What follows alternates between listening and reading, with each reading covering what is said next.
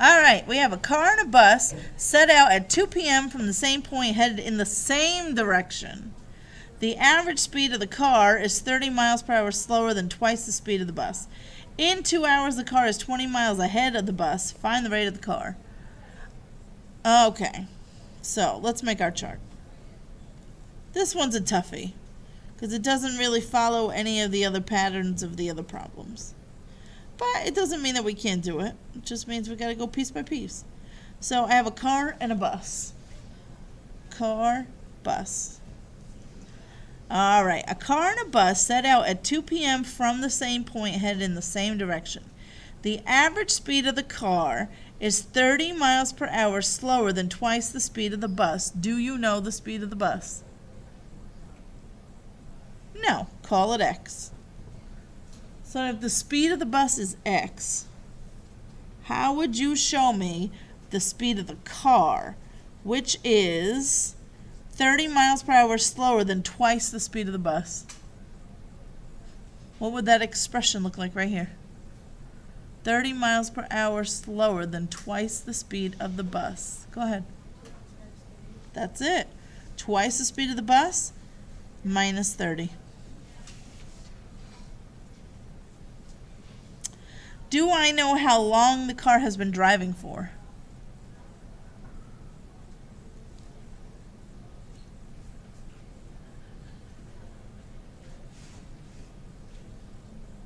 You gotta read the question carefully. Do you know? I know they say at 2 p.m. right here. Do I do anything with that? No, because that's time of day. I don't actually care about that at all. Time of day means nothing to me. This T is length of time driving. Yes. Well, we knew the car drove at least like 2 hours. Yes, it does say later on right here. In 2 hours, the car is 20 miles ahead of the bus. So, because they say, I know that it just so happens that that's 2 p.m. and this is 2 hours. This could have been any time. It could have been 7 p.m. Could have been 10 p.m. Who cares? It's this that matters. In 2 hours. So, the car has been traveling for 2 hours. How long has the bus been traveling? Yeah. Also 2 hours. They left at the same time. They both set out at 2 p.m. from the same point headed in the same direction. All right, what do you do once you have these two columns filled in? Multiply straight across. So what goes right here? Be careful. What's this? Lily? 4x minus 60. Yes, don't forget to distribute. 4x minus 60, and this one's just a 2x. Now, this doesn't fit into any of our molds. Because they're not saying, they never said that the car catches up to the bus or vice versa. If that were the case, I'd just set them equal to each other and call it a day. What they did say was the car is 20 miles ahead of the bus. So I need to change their words into math. The car, what's the distance the car has gone? It's in your chart. Go ahead. What'd you say? Never mind. Oh. Lily? Yeah, that's the distance the car has gone. Right? Just use your chart. Car, distance.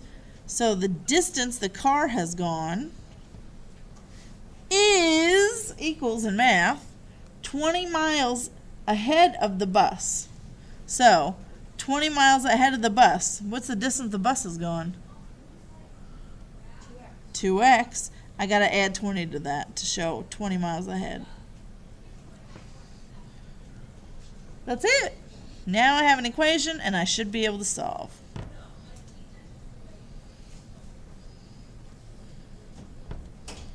Let's add the 60.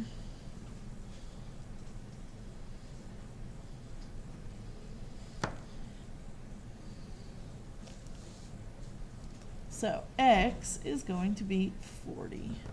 And what was I supposed to do? Find the rate of the car. So, is 40 the rate of the car? No!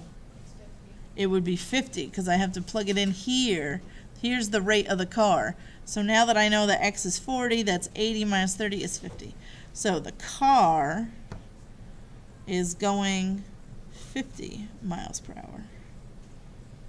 always make sure you answer the question that they ask.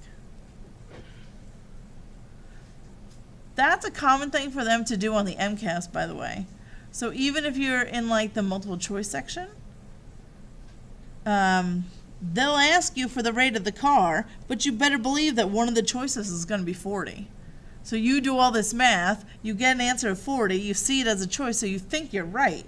So you're like, oh, good, look, I got 40 and 40 is a choice. Yep, I'm going to put that down. Oh, but they got you. If they ask for the rate of the car, that's not the rate of the car. You have to be so careful when you're doing that because they do it all the time.